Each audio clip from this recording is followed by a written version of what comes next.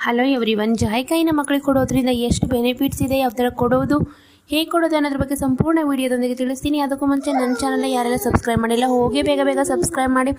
ಹಾಗೆ ಮಕ್ಕಳಿಗೆ ಬೇಕಾಗಿರುವಂಥ ರೆಸಿಪೀಸ್, ಹೋಮ್ ರೆಮಿಡೀಸ್ ನನ್ನ ಚಾನಲ್ಗೆ ಹೋಗಿ ಒಂದ್ಸಲ ಚೆಕ್ ಮಾಡಿ ನಿಮ್ಮ ಮಕ್ಕಳಿಗೆ ಸಹ ಮಾಡಿಕೊಡಿ ಅಂತ ಹೇಳ್ತಾ, ಇದನ್ನೇ ನಾವು 3 ತಿಂಗಳಿಂದ ಕೊಡ್ಬೋದು. ಹಾಗೆ ಇದನ್ನೇ ನಾವು ಹಾಲಿನೊಂದಿಗೆ ಇಲ್ಲ ಫಾರ್ಮುಲಾ ಮಿಲ್ಕೊಂದಿಗೆ ಇಲ್ಲ ನೀರಿನೊಂದಿಗೆ ಮಗುವಿಗೆ ತೈದು ಮಗುವಿಗೆ ಕೊಡೋದ್ರಿಂದ, ಮಗುವಿಗೆ ಜಾಯಿಕಾಯಿಯಿಂದ ಕೊಡೋದ್ರಿಂದ ಹಾಗೆ ನಿದ್ದೆ ಚೆನ್ನಾಗಿ ಬರುತ್ತೆ. ಹಾಗೆಯೇ ಮಕ್ಕಳಿಗೆ ಡೈಜೆಷನ್ ಸಹ ಈಸಿ ಆಗುತ್ತೆ.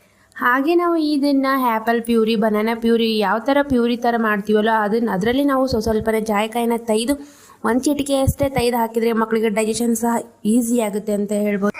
ಹಾಗೆ ನಾವು ಇದನ್ನು ಮಕ್ಕಳಿಗೆ ಮಸಾಜ್ ಮಾಡೋಕ್ಕೂ ಯೂಸ್ ಮಾಡ್ಬೋದು. ಶೀತ, ಕೆಮ್ಮು, ಎದೆ ಬಿಗಿತ ಇದ್ದರೆ ಇದನ್ನು ನಾವು ಸ್ವಲ್ಪ ಬೆಚ್ಚಗಿನ ಎಣ್ಣೆಯಲ್ಲೇ ನಾವು ಸಾಸಿವೆ ಎಣ್ಣೆ ಇಲ್ಲ ಕೊಬ್ಬರಿ ಎಣ್ಣೆ ಇದನ್ನ ಸ್ವಲ್ಪ ಉಗುರು ಬೆಚ್ಚಗಿರುವಾಗಲೇ ನಾವು ಜಾಯಿಕಾಯಿನ ಸ್ವಲ್ಪ ಪ್ರಮಾಣ ತೆಗೆದುಬಿಟ್ಟು ಒಂದು ಚಿಟಿಕೆಯಷ್ಟೇ ಆ ಎಣ್ಣೆಯಲ್ಲಿ ಹಾಕಿ ಮಕ್ಕಳಿಗೆ ಮಸಾಜ್ ಮಾಡೋದ್ರಿಂದ ಮಕ್ಕಳಿಗೆ ಶೀತ, ಕೆಮ್ಮು ಏನೇ ಇದ್ರೂ ಬೇಗನೆ ವಾಸಿಯಾಗುತ್ತೆ ಅಂತ ಹೇಳ್ಬೋದು.